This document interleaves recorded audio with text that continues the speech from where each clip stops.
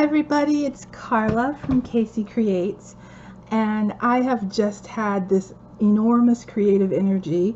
It's probably after winding down my challenge. I just have still been on the creative train, and I think it's because I've had all these scraps and bits laying around and I've been wanting to use them, but I also wanted to get back into some fabric crafting. And so what I decided to do is I've been seeing so many videos on these fabric mushrooms that I'm absolutely in love with, inspired mostly by Ruby at Little Books.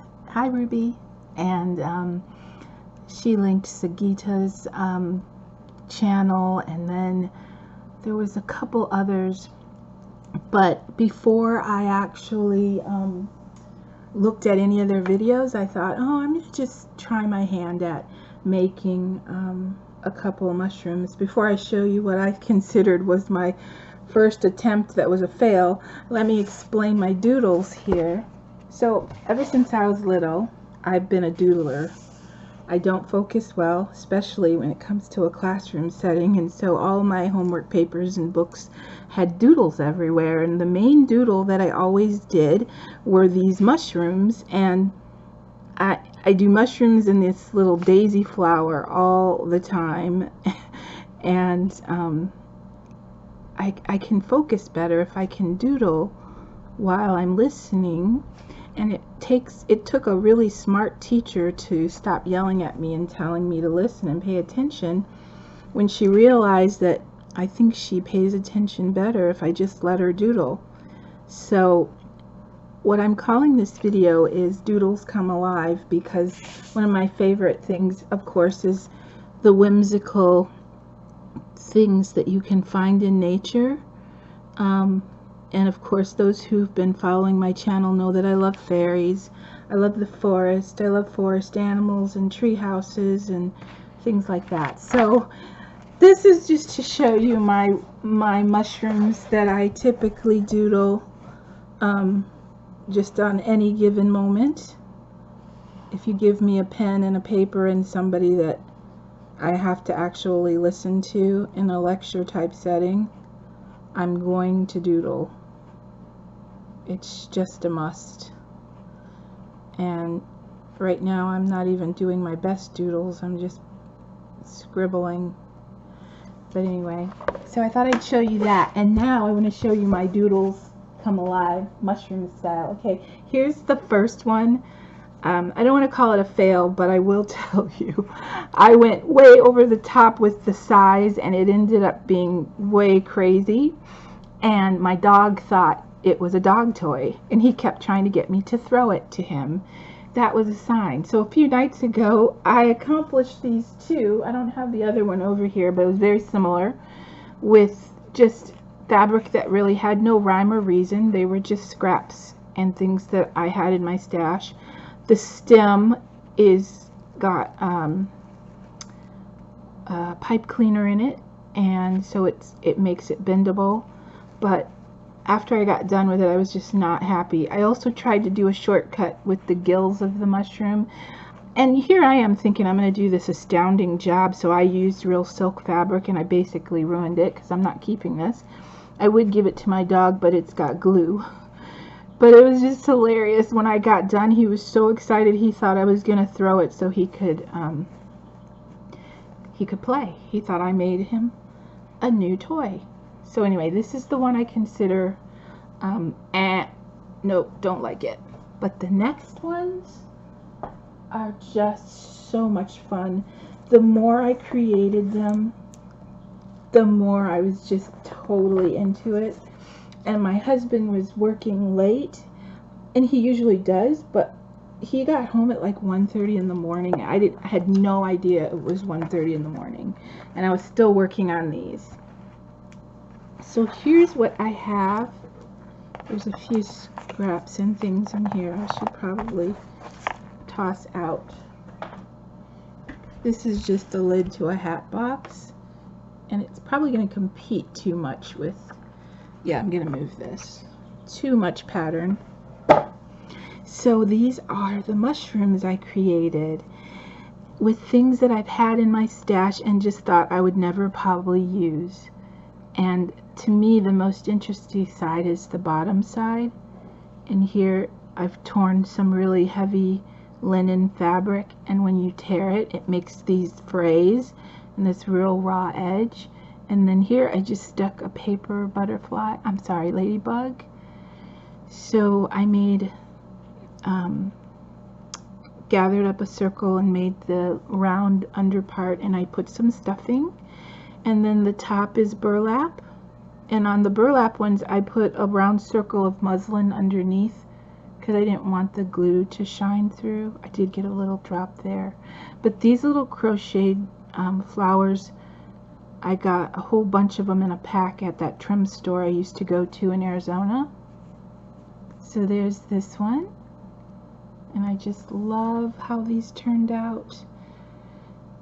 And then this one is real shabby. I used brown tan burlap for this one, and layers of cheesecloth, and a little vintage piece here, crocheted piece, and then I put a button with some butcher's twine in the center, and then the outer rim of a doily flower, and then some vintage lace here. And then underneath I took a circle of muslin fabric and I just cut it like sun rays so that it would be real shabby. And some more cheesecloth, gauze, and some linen that I tore, and it had that real nice mousy tan color. And then the bottom I put just a little pile of the not rice paper, cheesecloth and muslin, and it turned out like this. And I think I'm going to display them all laying in a basket of some sort so that you can see the underside as well as the top side. So this is one of my favorites. I love how shabby it is. And that's how it looks again underneath. So there's another one. I hope you don't get bored, but you're gonna see I kind of went crazy. Okay, this one I was able to use this bright pink doily that I of course look at and pass over all the time because I'm thinking I'll never use that color, but I used it because I had this Laura Ashley fabric that I've had for a long time, and I used a circle of it to make the top of the mushroom cap. And then I had these round, see if I have one I can show you. We find these all the time, these like linen ones. It's a little spot of blue on there, I don't know where that came from. But I have a bunch of these that I've dyed different colors. This one I made yellow. I have some that I've turned pink and avocado color, pink and purple. And so anyway, this yellow one was one that, again, I've just like, I'm not sure when I'll ever use that, but in this one I decided to use the yellow ones in my mushrooms. And this one was totally inspired by Ruby because underneath some of hers, she has the most interesting details of flowers and beads, and I mean, nobody can put them together like her. Her design sense is incredible. But I wrapped the stem with the same fabric. I don't know if you can see that. I like that it was striped. And then I wrapped it with some of the snippets from the doily, and I just stuck on a couple roses. And like these little flowers, I've had these in a container with all different colors of them. Still never found a use for them, but now I've stuck them on my mushroom caps, or mushrooms. And then there's some trim that I never used, but I used it today, or I've been doing these the last couple days, but anyway. And then there's this fiber that's real shabby that was gifted to me from Pamela at Gypsy Girl Crafts. Thank you, Pamela. And then I have some avocado dyed, what is this? Why do I keep calling it rice paper? It's cheesecloth. Maybe I'm hungry. It is dinner time. Anyway, so there's this one. It's super fun to look at. I feel like I'm bragging, but I just had a ball. So that's why they're fun for me. So there was that one. This one is more in the natural tones of mushrooms that you would find in the woods, and I just used some upholstery fabric from a little swatch book that I had. And you know how you get those swatches and you think, oh, I'll use it for a journal cover, and I never did, but I'm using it now as a mushroom cap. And this flower was gifted to me, and I apologize that I can't remember from who. So I took the piece of bling in the center out and added just that little pretty organza flower that has some iridescent seed beads. Excuse me. And this is the stem and the underside. And I left some of the fibers from a swatch of fabric that was actually attached to this. And I don't know if you can tell, but these are kind of dangles that are hanging here. Yeah, there's another one. And then this one just covers up my seam, but I thought it made it really pretty. So there's the underside of this one. If you excuse me a second, I'm gonna go grab my tea because I really need a drink.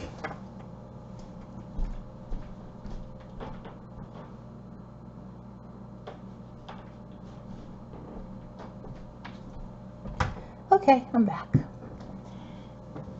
And this one also has some eyelet lace trim on the stem, so you can just be so whimsical. It's like making craft fabric flowers, because you can use up your snippets and little pieces. So there's that one. Here's another one that I would consider one of my favorites.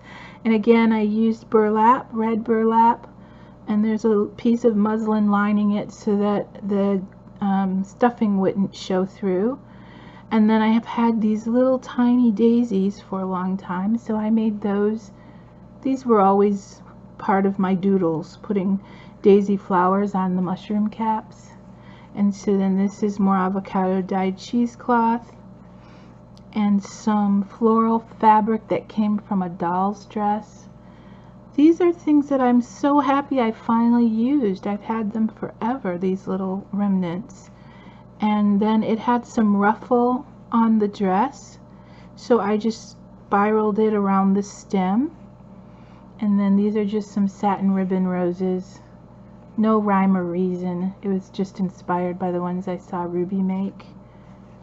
So there's this really shabby one. And I tea dyed the fabric a long time ago so that it wouldn't be stark white, and I'm glad I did that. But I want to go to a forest where mushrooms grow that look like this. So there's that one. This is another one that's really fun and whimsical. And I took some canvas kind of ribbon. It was tied around a box. I can't remember who gave me the box. It was a family member, but anyway, I saved it, never knowing what I would use it for, but now I've wrapped it around my stem, which made a really nice mushroom stem. And then I have these milliner flowers, and I love the blue. And then this is some vintage fabric from a tea towel. And then underneath, I don't know if you can see, but I started out with a doily flower. And then this is hem tape, the lace hem tape that you get on those cards. And then this was one of those, let's see if I can find the other part to it. Is that it? Yeah. This is one of those organza flowers I pulled apart and basically made it go like this so that it would look like some of the plant petals or fungus hanging down. And then the mushroom cap itself has some of that chenille bedspread fabric that, I don't know if it was bedspread, but it was fabric that was gifted to me in my last challenge from Mary Tidbits from the Attic. I love this vintage fabric. And then this little flower was gifted to me as well, and I'm going to say it was, was it you, Viv? Oh, sorry, I should have made myself know for sure who it was. But anyway, I was gifted so much and still so grateful. And anyway, so then I put some little splashes of this blue lace and I hand stitched around the edges just to give it another element of handcraftedness. So there's this one, and I think, like I said, I'm going to display them in a basket laying this way, and I hope people will gravitate to them and want to pick them up and look at them. That's the goal, because they're just really fun to play with, and they're soft and puffy and fun.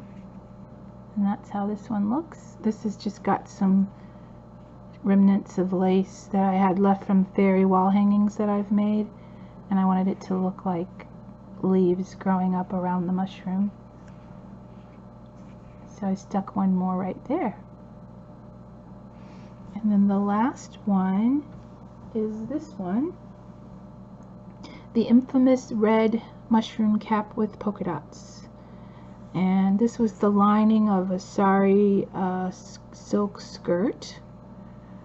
So I used that for the fabric, and then I hand cut all these little dots out of felt because I wanted them to have a little bit of dimension and feel soft. And then some more of that wonderful sparkly yarn that Pamela gifted me. And then underneath I had this pretty calico tiny baby floral print fabric that I bought from an old Ben Franklin that still exists in Wisconsin, and I love the gray with the little flowers. And then my little ruby inspiration here with the ribbon roses tucked underneath, and the avocado dyed cheesecloth, the torn linen, just made for a really fun. This has got two of the little lolly kind of, I don't know, I'm going to figure out the right word for the flowers when you sew the circle with stitches. But anyway, I used two. I layered them and it gave it more dimension. So there's that one. So thanks for forging my whimsical mushrooms with me. These are my doodles come to life. I've had a ball creating these, and I couldn't wait to come and show you. There's that one with the big old red flower and the ladybug, and this one that has the fuzzy flower on top and the dangles. And I think that was the last one in this group. So I did a little video showing you how I created them, so I'll either link it in the beginning or the end, but that's all I had to share for you with you for now. So thank you so much for watching, and have fun. Try some fabric mushrooms. You'll go back into your imagination and they'll be really, really fun. Have a happy day.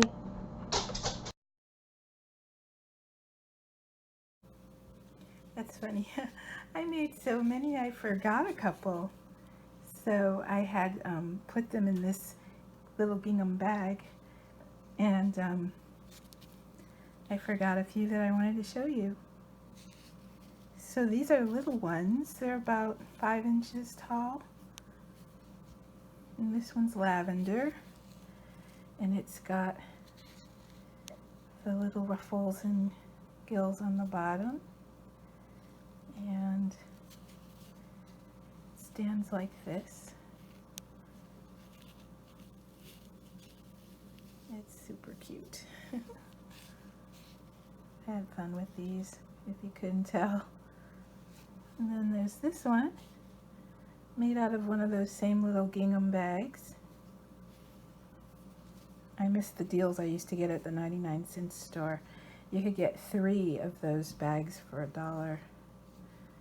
And I've had them a while, so I cut one up. This is the underside. I really like that one. And this is it standing up. Well, you can see it better on the side. And then the other little tiny one is this one. And that's the underside. It's got a flower, little applique doily, and lots of cheesecloth. And then that eyelash trim I picked up at a haul at Tuesday morning. And there's the top. So I thought I'd just add these final 3.